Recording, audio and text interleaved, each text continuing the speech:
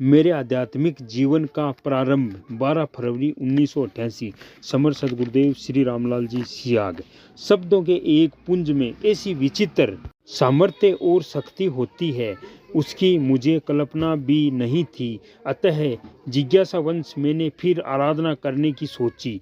विचार आया सबसे बड़ी शक्ति की आराधना की जाए। बहुत कुछ सोच विचार के बाद भगवान श्री कृष्ण की आराधना करने का निर्णय लेकर आराधना प्रारंभ कर दी। भगवान श्री कृष्ण की तस्वीर गायत्री की तरह सामने रखकर कृष्ण के एक बीज मंत्र का जप प्रारंभ कर दिया। इसकी न तो कोई निश्चित संख्या तय की और न ही कोई विशेष उद्देश्य। इसी जिज्ञासा के देखें अब क्या होता है, उसी क्रम में सुबह शाम करीब 2.5-3 साल तक जप चलता रहा। एक दिन विचार आया कि गायत्री मंत्र से तो 100 गुना से अधिक संख्या हो चुकी होगी, फिर अभी तक वैसी ही कोई अनुभूति तो नहीं हुई। ऐसा सोचना था कि एक विचित्र स्थिति पैदा हो गई।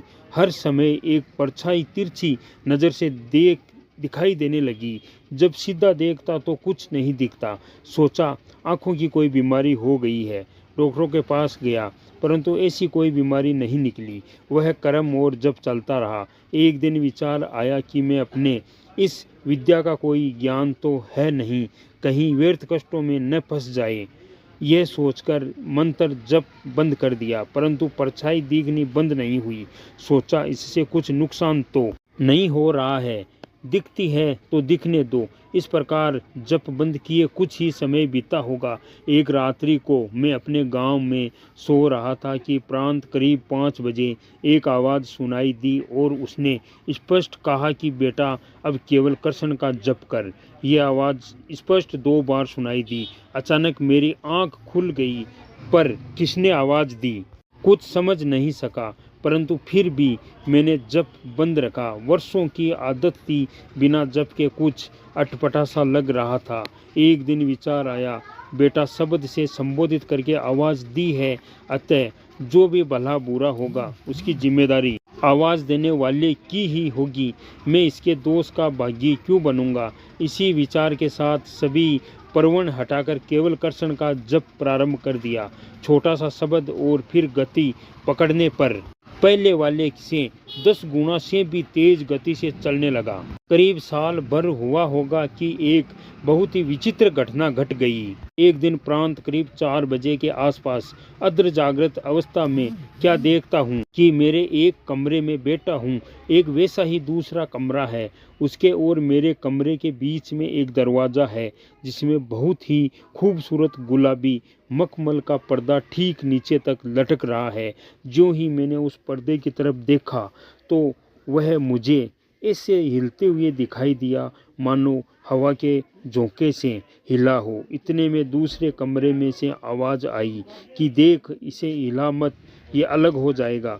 मैंने जवाब दिया कि अगर जोर का हवा का झोंका आया तो अलग होकर फिर यथास्थिति में आ जाएगा।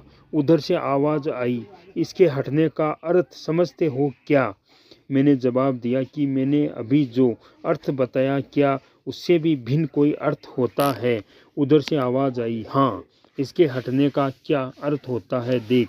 इतना कहने के बाद साथ वह पर्दे वाला दृश्य तो गायब हो गया और क्या देखता हूँ, एक मनुष्य जिसका पर्दा हट चुका है, त्रिकालदर्शी हो गया है। इस प्रकार उसका मोह पूर्ण रूप से भंग हो चुका है।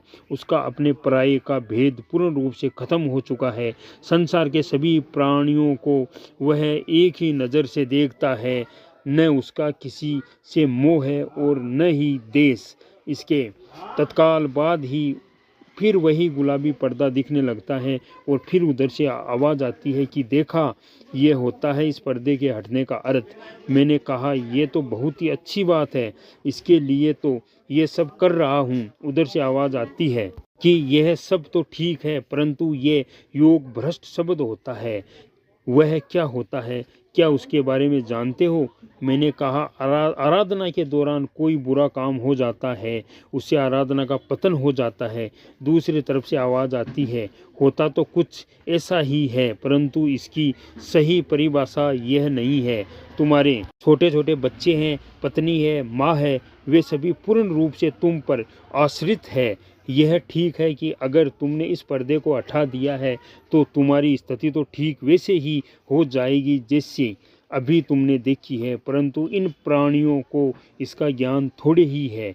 जब तुम इस जवानी में इनको छोड़कर चल दोगे तो इनकी आत्मा की करुण पुकार और कंदरन तुमको ले डूबेगी और इस प्रकार योग भ्रष्ट हो जाने के कारण तुम्हारा फिर पतन हो जाएगा।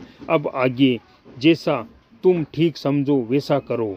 यह बात सुनकर मैं बहुत ही दुविधा में फंस गया था। पूछा, आराधना का भी ऐसा भयंकर परिणाम हो सकता है? मैंने कभी कल्पना भी नहीं की थी। दूसरी तरफ से आवाज़ आती है कि क्रम गति बहुत ही गहन है, इसको कोई नहीं जान सकता है। कुछ देर विचार करने के बाद जब मुझे कुछ भी समझ नहीं आया कि अब आगे क्या करना चाहिए, तो मैंने उसी अदृश्य आवाज़ से पूछा, मैं तो कुछ भी नहीं समझ पा रहा हूँ कि अब मुझे क्या करना चाहिए, अतः कृपया मेरा पथ प्रदर्शन करे, मैं वैसा ही करने को तैयार हूँ। इस प्रकार मेरे प्रार्थना करने पर दूसरे कमरे में आवाज़ आती है कि जब ये हिल चुका है तो अपने निश्चित समय पर अपने आप हट जाएगा। अब इसे पर्दे को हिलाना बंद करके क्रम क्षेत्र में विचरण करते हुए अपने कर्तव्य का पालन करो। इन शब्दों के साथ दृश्य गायब हो गया और मेरी आंख खुल गई। भोर हो चुकी थी, अतः नृत्य क्रम से निवृत्त होकर भगवान श्री कृष्ण की तस्वीर को माला पहनाकर छुट्टी ले ली। यह करीबन सन 1976 के अंतिम समय की बात है।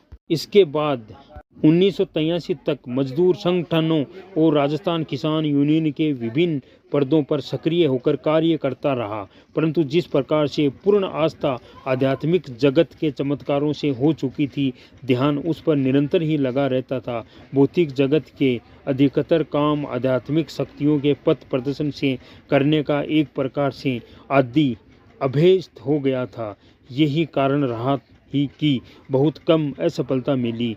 जिस काम में हाथ डाला सफल हुआ। सन 1982 में एक प्रकार से स्पष्ट आदेश मिल चुका था कि अब मजदूर संगठन से अलग हो जाऊं, परंतु मैंने उसकी तरफ अधिक ध्यान नहीं दिया। इस प्रकार आदेश को न मानने के कारण मुझे भौतिक जीवन में भारी असफलताओं और निराशा का सामना करना पड़ा। जबकि पहले मैं किसी काम में हाथ डालता था, मेरा हर कार्य सफल हो जाता था। इस प्रकार ये सिद्ध योग की आराधना है। आध्यात्मिक मार्ग पर आपको चलना है, गुरुदेव का केवल मंत्र का जप करना है। जो परिवर्तन आएगा उसी मंत्र से आएगा।